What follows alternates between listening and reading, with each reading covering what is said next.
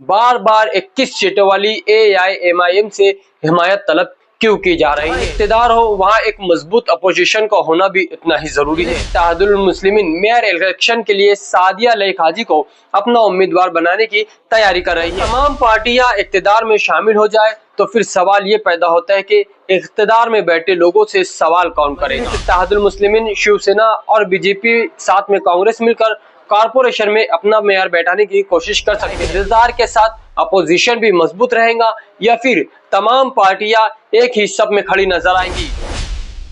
अभिवादन स्वीकार करिए समीर इंडियन का। इन दिनों शहर मालेगांव न सिर्फ महाराष्ट्र बल्कि मुल्क भर की मीडिया एजेंसियों के लिए मौजूद बहस बना हुआ है और इसकी सबसे बड़ी वजह आज से तकरीबन 1.5 साल कबल कायम होने वाली शेख आसिफ की party Indian secular largest assembly of Maharashtra, जिसे आमतौर पर इस्लाम पार्टी के नाम से जाना जा रहा है। इस पार्टी ने म्युनिसिपल कॉर्पोरेशन इंतखाबात में 35 सीटों पर कामयाबी हासिल करके सियासी हलकों में हलचल मचा दी और यही कामयाबी इस वक्त गोदी मीडिया के एक हिस्से में प्रोपेगेंडा का मौजू भी बनी हुई है।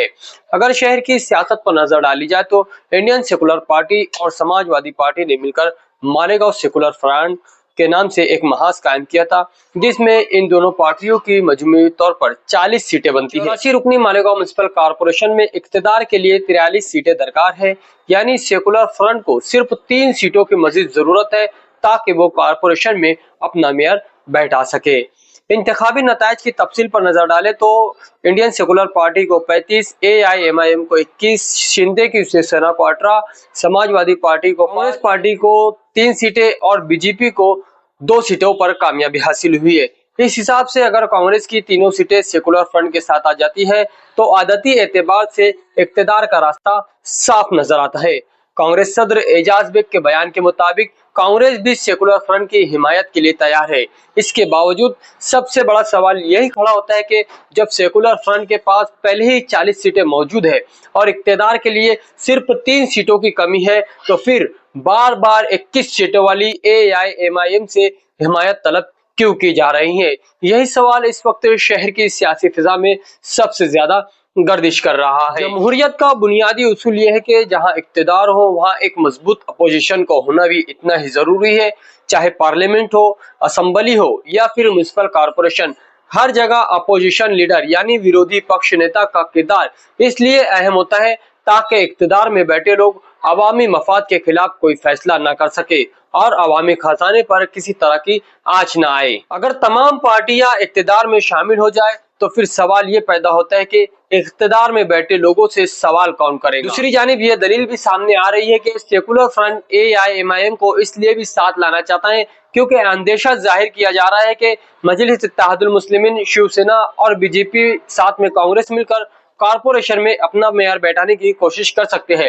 ताहम एआईएमआईएम के ओहदेदारों के मुताबिक वो बीजेपी और शिवसेना के साथ जाने के बिल्कुल खिलाफ है और इस इम्कान को अक्सर मुस्तरद कर देते हैं। जहां तक गट रजिस्ट्रेशन का ताल्लुक है तो सेकुलर फ्रंट का गट बाकायदा तौर पर रजिस्टर हो चुका है। मुस्तकिम डिग्निटी के मुताबिक इनके 40 उम्मीदवार मुकम्मल तौर पर महफूज है। एएमआईएम के गट रजिस्ट्रेशन के हवाले से ताहाल कोई वाज़ेह इतला सामने नहीं आ सकी है। अलबत्ता गट नेता के तौर पर अब्दुल मालिक का नाम का ऐलान हो चुका है। समाजवादी पार्टी की जानिब से Mustakim dignity, Indian secular party की जानिब से खालिद हाजी। इसी दौरान सोशल मीडिया और दीगर गैर मुसद्दका जराये से ये इतलात भी सामने आ रही है कि मजलिस इत्तेहादुल मुस्लिमीन मेयर इलेक्शन के लिए सादिया लईक हाजी को अपना उम्मीदवार बनाने की तैयारी कर रही है।